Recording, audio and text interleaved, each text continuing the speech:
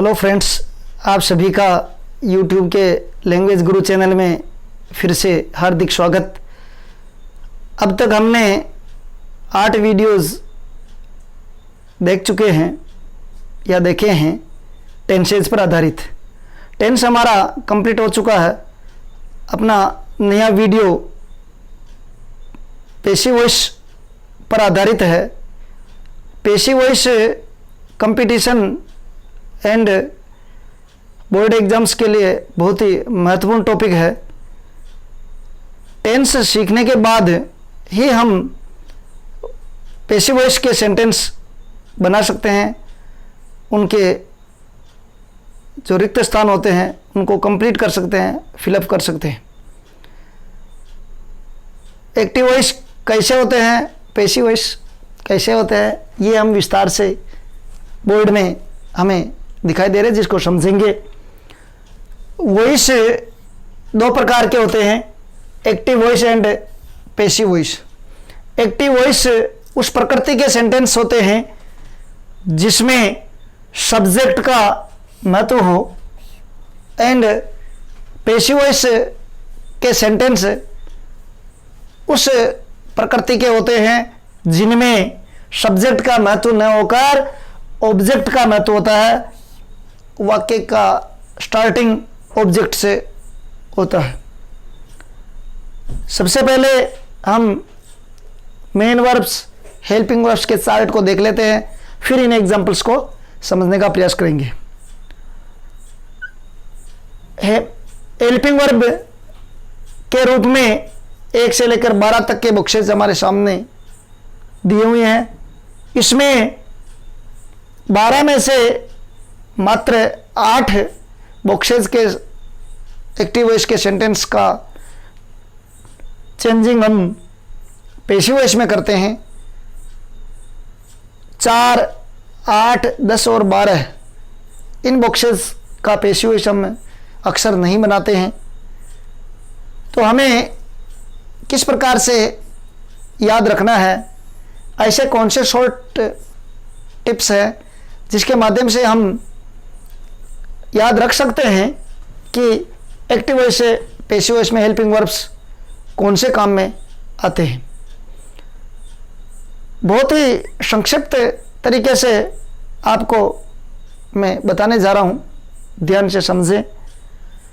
Box number 1, 5 and 9 इनमें जो helping verbs काम में आता है उनसे जस्ट नीचे के जो बॉक्सेज है उनका हेल्पिंग वर्ब्स का यूज उनमें होता है, जो कि हमारे एक्टिव वॉइस या टेंसेज के जो पेशिव वॉइस के चार्ट है, पेशिव वॉइस के बॉक्सेज है, तो उसमें हेल्पिंग वर्ब्स काम में आती है। वो हमें पेशिव वॉइस में 1, 5 एंड 9 नंबर बॉक्सेज में यूज में लेना है। फर्स्ट में इज एम आ जाएगा, जो कि सेकंड बॉक्स एक्टिव वॉइस के हेल्पिंग वर्ब्स है। 5th में वाज वर, जो कि एक्टिव वॉइस में 6 में काम में आते हैं। एंड 9th में 10th में जो काम में आती है विल सेल प्लस बी। अब 3rd, 7th and 11th boxes देखिए। इनमें सीधा 4th, 8th एंड 12th में एक्टिव वॉइस अर्थात टेंसेज के बॉक्सेस में जो हेल्पिंग वर्ब्स काम में आती है वो एक कदम पहले 7th, 3rd एंड 11th में काम में आ जाएगी। Has have plus been, had plus been, will shall plus have plus been. अब रहे box number 2nd and 6th। इनमें क्या ध्यान में रखना, हमें जो एक्टिव वॉइस में जो हेल्पिंग वर्ब्स काम में आते हैं वो तो आएगी ही सही, साथ में बीइंग शब्द, और हमें दोनों में बीइंग शब्द जोड़ना है। ये हमारा हेल्पिंग वर्ब्स का फॉर्मूला डिसाइड हो गया। इसके बाद में मेन वर्ब्स में कौन सी वर्ब की फॉर्म्स आएगी, इसके लिए हमें केवल एक ही फॉर्म याद रखनी है, जो है वर्ब की 3rd फॉर्म। कोई सा भी सेंटेंस हो, किसी भी बॉक्स का सेंटेंस हो, हमें सदैव वर्ब की थर्ड फॉर्म ही काम में लेनी है। 2-4 टर्म समझ गए helping verbs and main verbs का।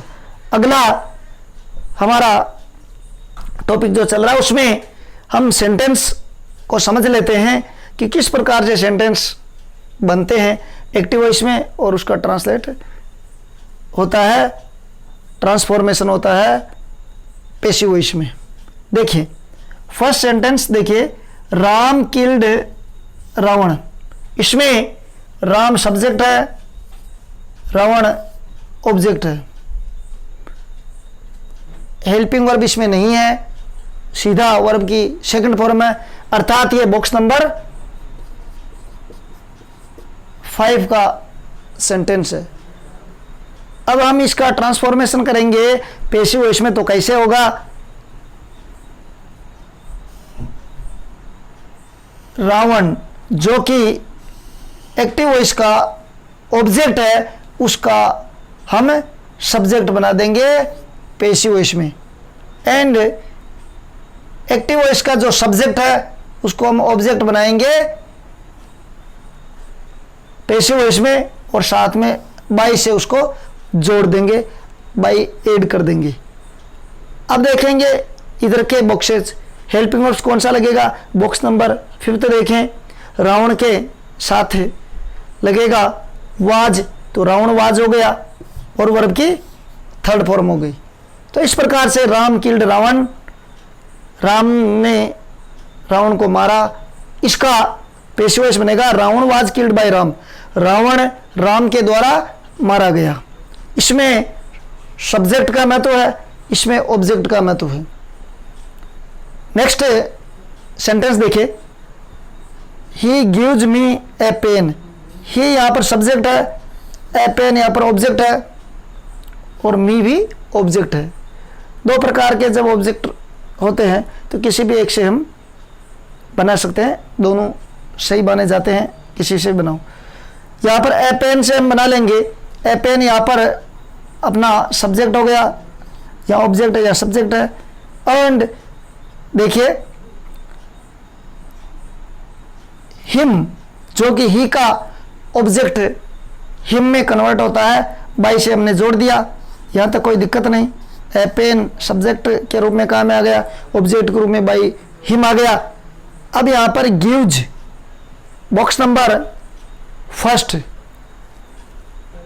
थर्ड पर्सन सिंगुलर के साथ वर्ब की फर्स्ट फॉर्म के साथ में एस या ई एस आता है, तो या गिव के साथ में एस लगा हुआ है, तो ये बॉक्स नंबर 1 प्रेजेंट सिंपल का सेंटेंस है। अब प्रेजेंट सिंपल के सेंटेंस के हिसाब से ए पेन के साथ में पैसिव वॉइस में इज हेल्पिंग वर्ब हो गया, एंड गिव का थर्ड फॉर्म गिवन हो गया, और मी जू का जू आ जाएगा, और बाई हिम द्वारा हिम को ही का ऑब्जेक्ट हिम हो गया।